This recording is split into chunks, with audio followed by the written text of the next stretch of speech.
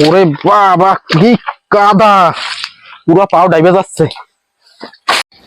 আর রাস্তায় জঙ্গল হয়েছে সেইরকম, বাবা কয়দিনই এই জায়গায় আসা হয় না। তো এইরকম যে জঙ্গল হয়েছে, একটু রাস্তাঘাট সব বন্ধ হয়ে গেছে একদম।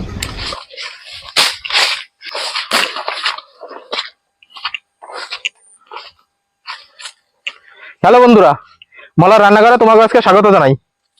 তো এই যে আছে বেত গাছ, এই বেত গাছগুলো আন্দামানে তো অনেকই পাওয়া যায় আর সব জায়গা। তো এই বেত গাছ এই যে হয়ে রয়েছে আমাকে জমির পাশ দিয়ে। তো আজকে এই বেত গাছ কাইটেই এর মাথি বের করে তারপর আনবো। তো কারা কারা এই বেতের তরকারি খাইছো তারা তারা কমেন্ট করে জানাবা আর কি রকম লাগে তোমাদের কাছে। আমার তো অনেক বেশি পছন্দ, আমার একটা one of the favourite dish এটা। তো আজকে এটাই তোমাকে আনতে দেখাবো। তো চলো এটাকে কাইটে নি। তো এই জায়গা দিয়ে কাটলেই হয়ে যাবে, এতে অনেক বেশি কাটা, যার জন্য আমি নিয়ে আসি এই তরওয়াল। এই তরওয়াল দিয়ে কাইটে নিছি, এবার এটা ছালাবো। আরামসে ছালাইতে হবে, কেন কি এর গায়ে হচ্ছে অনেক বড় বড় ওই যে কাটা, এ তো কিরম বড় বড় কাটা, এ যদি ঢুকে যায়। অনেক আগে আমার একবার হাতে ঢুকছিল, সে অনেক ভুগছি এ নিয়ে আমি। এ একবার ঢুকে গেলে গায়ে আর বাইরে দিতে চায় না মোটে, সে পাইকে ঢেকে যায়।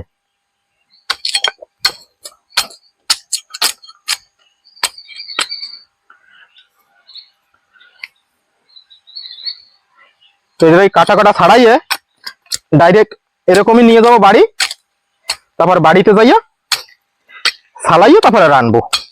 এই যে একটা কাইটে নিছি, এরকম আরো একটা দূরে কাইটে নেবো।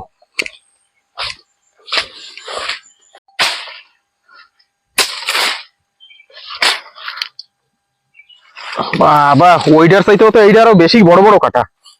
এই দেখো কিরকম বড় বড় কাটা, এই কাটা কাটার আগে ছাড়াইয়ে নিতে হবে, মাইয়া নেয়ার সময় আমার হাতেও তো ঢুকে যাবে।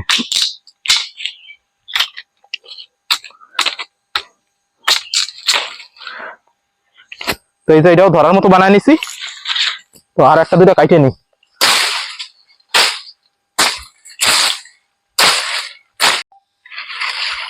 হ্যাঁ তো বন্ধুরা, এই দেখো এই যে একটা একদম ছোট আর বাকি কটা একটু বড়। এই যে 5টা 6টা কেটে নিয়ে আইছি। এইগুলো অনেক সুন্দর মোটা মোটা হবে এগুলো। তো এইবার এগুলো নিয়ে রান্না করে তো দেখা হচ্ছে। তো চলো রান্না করে যাই। হ্যাঁ তো বন্ধুরা, এই যে মাথি কাইটে নিয়ে তো রান্না করে চলে আসলাম। তো এই মাথি সবচাইতে প্রথমে কাইটে গরম জলে সেদ্ধ করে নিতে হবে। তো তার জন্য এই যে চুলায় আগুন ধরায় দিছি। তো কড়াইটা দিয়ে আগে একটু গরম জল দিয়ে দিই, এই জায়গা গরম হইতে থাক জল। আর এই মাথিগুলো যে কাটে নিয়ে আইছি, সবচেয়ে প্রথমে মাথির এই উপরে যে ছালগুলো আছে ছাড়াই নাই, মাথি এই ছালগুলো ছাড়াই নেব।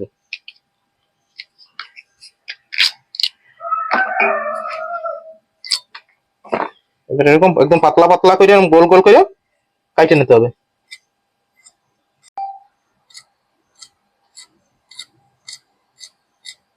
একদম এরকম পাতলা পাতলা করে গোল গোল করে কাটে নিতে হবে। এরকম গোল গোল করে কাটে তারপর জলের মধ্যে ভিজাই দিতে হবে। যদি জলে ভিজায় না রাখি, তো এর যে কষ আছে, এই কষে একদম এই মাথিগুলো কালা হয়ে যাবে। তার জন্য জলে ভিজাইয়েই রাখতে হবে।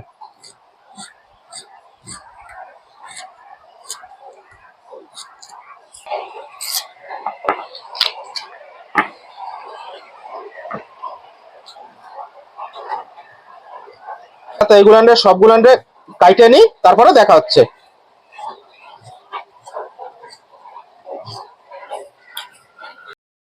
এই যে ভালো করে একদম কাইটে নিছি, এবার এই দিয়ে দিচ্ছে এই গরম জলের মধ্যে।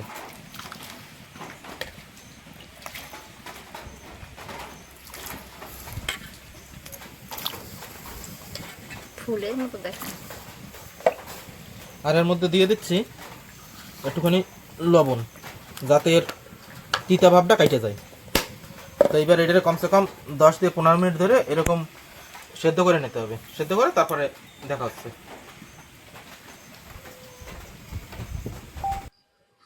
তো এই যে 15 মিনিট সেদ্ধ করে নিছি, এবার ভালো মতো সেদ্ধ হয়ে গেছে, একদম গলে গেছে। এবার এগুলো উঠাই নিচ্ছি।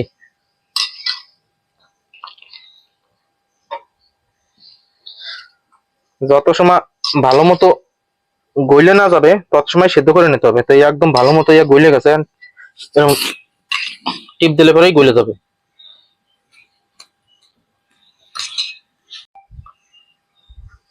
এবার এই যে আমি নিয়ে নিছি 3 টুকরা লাল ভেটকি মাছ।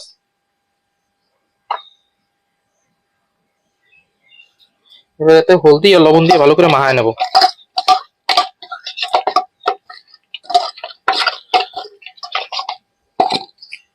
এদিকে কড়াই গরম হয়ে গেছে, কড়াইতে দিয়ে দিচ্ছি তেল।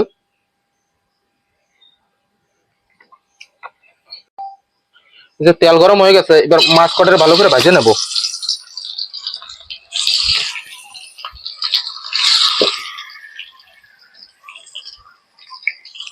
একটু আঁচটা বাড়াই দিই চুলার, তাড়াতাড়ি মাছটা ভাজা হয়ে যাবে না। এক পিঠ মনে হচ্ছে ভাজা হয়ে গেছে, তো এই কাজটা ঘুরাইয়ে ভালো করে ভেজে নিচ্ছি মাছটা। এবার মাছ ভাজা হইতে হইতে এই রসুন কটা একটু থেতো করে নিই।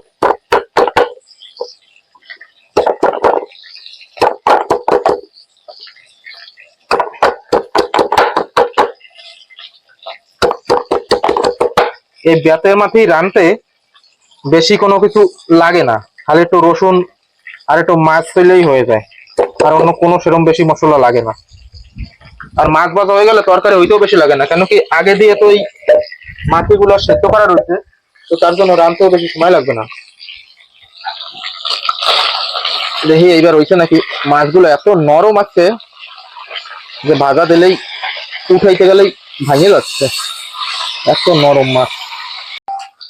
এই যে মাছগুলো এই যে সুন্দর করে ভেজে নিচ্ছি, এবার মাছগুলো উঠাই ফেলাই।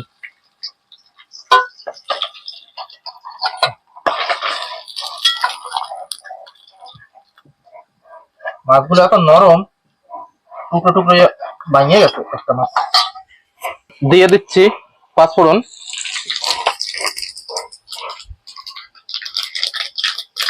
আর দিচ্ছি রসুন।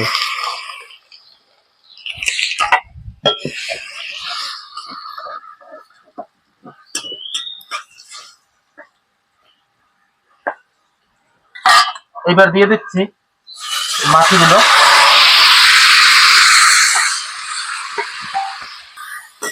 রসুনদার আর তেলের সাথে ভালো করে একটু মিশাই নি।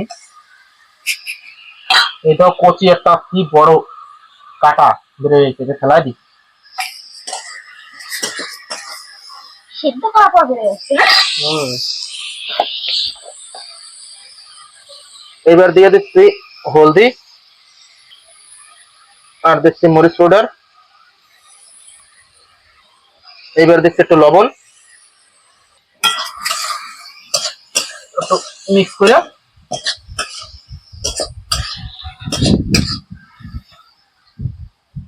ভাজা মাছ কটা দিয়ে দিচ্ছি। এইবার ঝোলের জন্য দিয়ে দিচ্ছি একটুখানি জল। বেশি জল দেওয়ার দরকার নাই, কেন কি আগে দিয়ে সেদ্ধ করা রয়েছে, একদম নরম। খালি একটু ভালো মতো ফুটে গেলেই তারপরে নামায় নেব। এইবার উপর দিয়া একটু ঘ্রাণের জন্য দিয়ে দিচ্ছি অল্প একটুখানি গোলমরিচের পাউডার। এইবার হচ্ছে খালি ভালো করে ফোটার হচ্ছে অপেক্ষা। হ্যাঁ তো বন্ধুরা, এই দাও তরকারি একদম ভালো মতো হয়ে গেছে। লাস্টে দিয়ে দিলাম অল্প একটু জিরা পাউডার। এবার একটু গোটায় দিই, আর একটু টেস্ট করে দিই লবণ হয়েছে কিনা।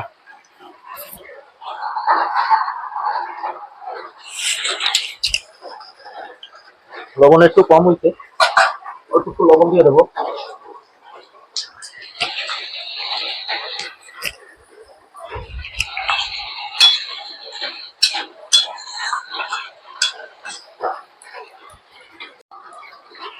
হ্যাঁ তো এইবার তরকারি হয়ে গেছে, এবার নামাই নিচ্ছি।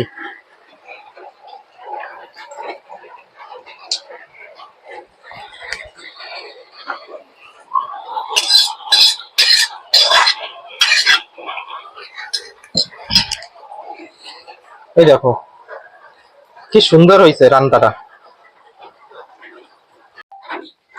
হ্যাঁ তো বন্ধুরা, কেমন লাগলো আজকের আমার এই বেতের মাথি রেসিপিটা কমেন্ট করে জানাইতে বলবা না। আরো এরকম মানে জংলা ধরনের যেসব খাবার আমরা খাইয়ে থাকি, তো এই ধরনের অন্যান্য রেসিপিগুলো দেখার জন্য আমার চ্যানেলটা সাবস্ক্রাইব করে বেল আইকন প্রেস করে দিও, যাতে আমার ভিডিও সবচেয়ে আগে পৌঁছে তোমার কাছে। আর আমার ভিডিওটা সম্পূর্ণ দেখার জন্য অনেক অনেক ধন্যবাদ। Thank you for watching.